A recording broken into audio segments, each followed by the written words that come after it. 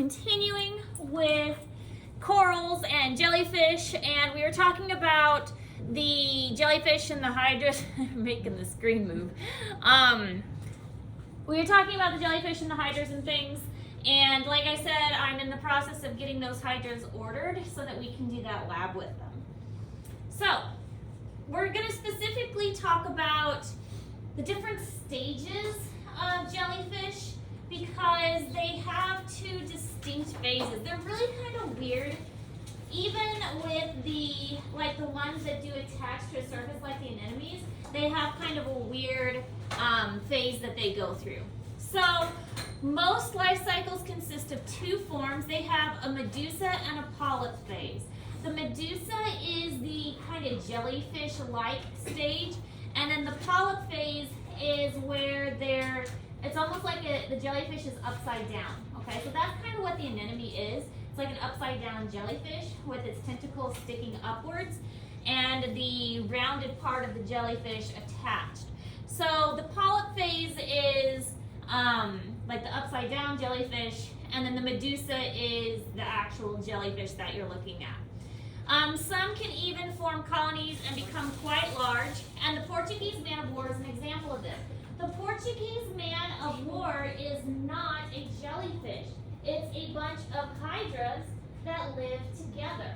So it is not one organism, it's many organisms living in a colony, which is also part of the reason that it's a little more dangerous because you're getting multiple stings from multiple different animals at the same time. Corals are also colonies of polyps. So the corals are groups of these polyps that are living together.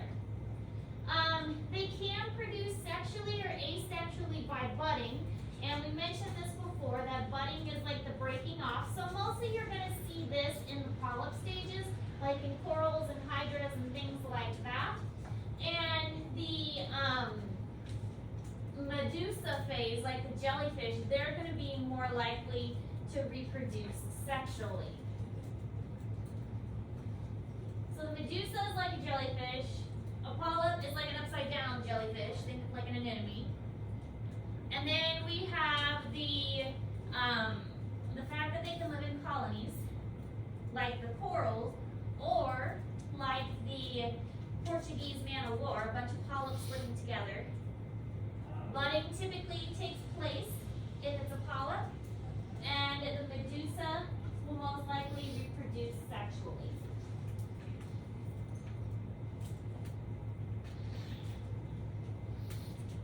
Kendall, if you're done with the sponges, you can just set it on the counter right next to you. I mean, I By the can totally show with microscopes. me, but. You can just sit over there. Oh. Yeah.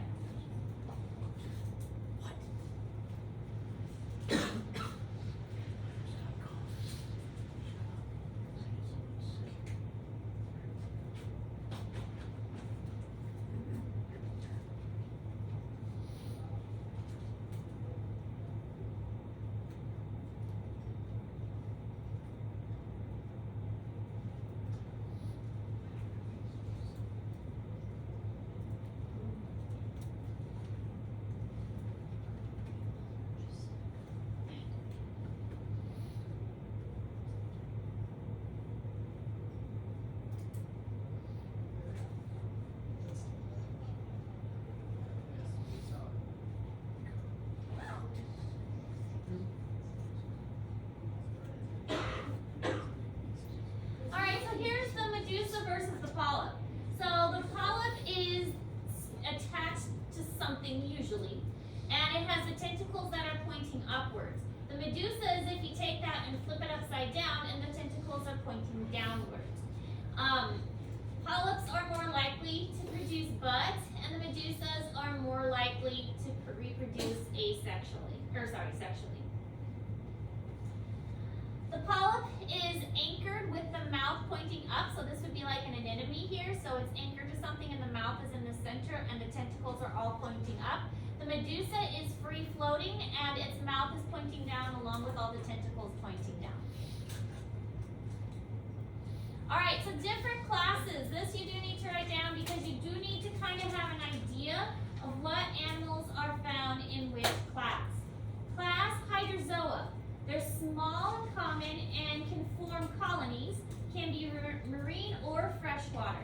Obelia is an example, and the hydra, which we'll be doing in the lab. And the hydra is, again, a freshwater example. Class Scyphozoa is only marine. They're only found in salty waters, and they are the true jellyfish. Most of its life is spent in the medusa form, and only a little bit of its life is spent in the polyp form. Aurelia, those are the moon jellies, the really pretty ones, and Mastagaias, they're a different kind of jelly. So they have different coloration, different lengths of tentacles. The moon jellies are the ones that are really pretty that you see most of the time. Class Cubozoa used to be part of Scyphozoa, so it is considered a jellyfish, but now they think it's different enough that it has its own group. And the medusa is more cube shaped. It's not really circular in shape. And the small polyps and examples are the sea wasp or box jellies, and we'll look at some pictures of those too. And then last is Anthozoa. These are mostly polyps, and these are the corals and anemones. Corals and anemones are only found in marine environments. Has anybody ever seen like a saltwater fish tank? No? I think saltwater fish tanks are really cool. I'd love to have one someday, but they're a lot of work and they're really expensive, and they take a lot of like precision and making sure the water is just right and things like that. So I don't really have the time for it right now, but saltwater tanks, especially around coral reefs, you have to have like a certain balance. And then you have to put the animals in there carefully because you have to have the right combination of like corals and anemones and things like that.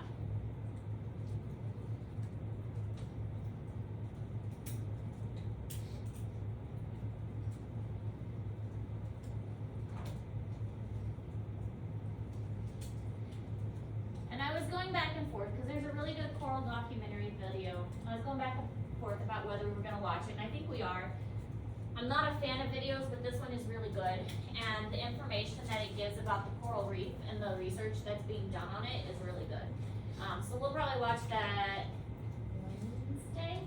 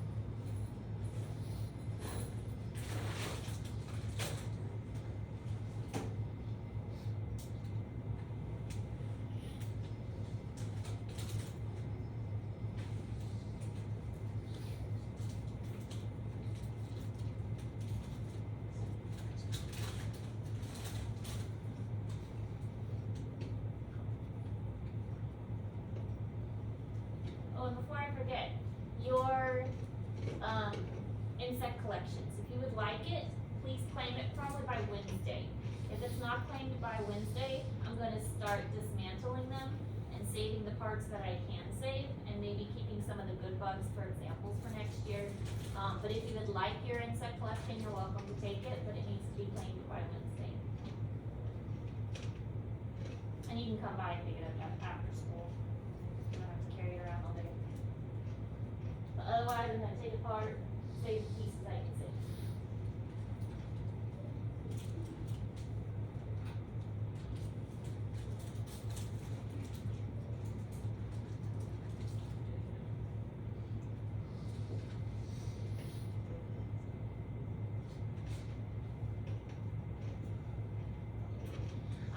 here's the obelia. Obelia is really kind of a weird looking one. They're very tiny, which is why this is under a microscope. The obelia, each one of these is a little polyp. And so there's a stalk with these little polyps coming off of them. This is a polyp that's kind of free floating, so it's going to eventually land, and this part here, the base, is going to attach to a surface with the tentacles pointing upward. Here's a hydra. So these are the ones we're going to be looking at in the lab. The hydras have a point that attaches as well. This one actually has a little bud on it. So when we look at these under the microscope, the one you get may or may not have a bud on it, but remember that they are little living creatures. And so we're going to observe the stinging tentacles and see if they will eat for us, because we're going to feed them. All right, here's two examples of Scyphozoa. Aurelia are the moon jellies. They're the ones that, if you've ever been to an aquarium and seen them, they have this beautiful kind of round shape. These horseshoe shaped. These are actually the gonads, or the reproductive organs. So they have 4 reproductive organs. Mastigias is this one, and its tentacles are very, a lot thicker. With the moon jellies, the Aurelias, they're kind of wispy and thin. But not all jellyfish have thin tentacles. This one obviously has a lot thicker tentacles. And these are all in Google Classroom, and these are all ones that you would be responsible for knowing. Cubozoa, you have a sea wasp, and then the box jellies.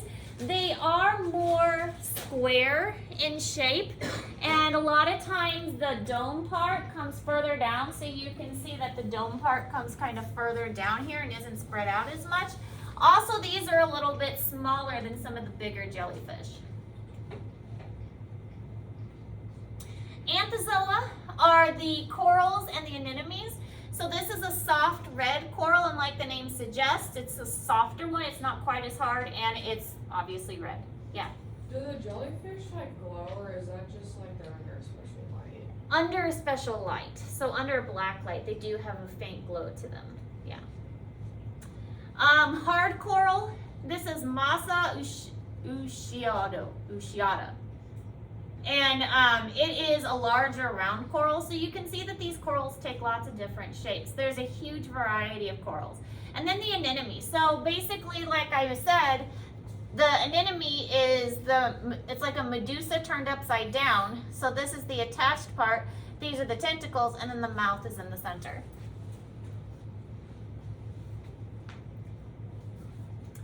Then the Portuguese man-o-war is a little bit different and a little bit weirder. It has a gas-filled cavity, and this is actually a big polyp that is filled with gas, and the purpose of it is to produce kind of that floating effect. Then it has some polyps that hang down for reproduction and digestion, and then there are polyps for locating prey, and then there are coiled stinging tentacles. So in this case, there are multiple polyps, and each polyp kind of has a different purpose that it serves. So it looks like it's one animal, but it's actually many polyps that are living together. So really kind of weird. Very dangerous. Portuguese man-o-war are very toxic to humans, and so if you get stung by it, it could be quite serious. All right, any questions about any of that? They can form colonies. They have a medusa and a polyp form. They can reproduce by budding or sexual reproduction. Usually the polyps will bud and the medusas will reproduce sexually. You need to know the 4 classes: Hydrozoa, Scyphozoa, Cubozoa, and Anthozoa, and be familiar with the animals that are in each one. Any questions? Okay. So we're working on both the sponge coloring, which many of you have done, and the Nadaria labeling, which many of you are also finishing up. The new assignment is to make some flashcards to help you learn these different organisms we've been studying. There's different sponges, there's different jellyfish and corals that we've been going over. All of these are in the student notes section in Google Classroom, and so you need to make some flashcards to help you learn and memorize the different organisms. It's just a good study technique in general. So to make the flashcards, it is advised that you use something like Quizlet or Quizzes or something like that, so you can put a picture in. because identification is part of the test. So making some flashcards that somehow have a picture in them would be better than just having a blank flashcard and trying to describe it. So using your your Chromebooks would be better for that. So that's your new assignment. It's going to be due Friday. You also still have, again, the sponge coloring and the Nadaria labeling that are both due on Friday as well. Any questions? All right, get to work. If you have questions, let me know. Your grades are posted. I didn't get them posted super early because I forgot to take home the paper stuff, but I was able to go through the paper stuff, and now everything is posted and ready for you to look at. So.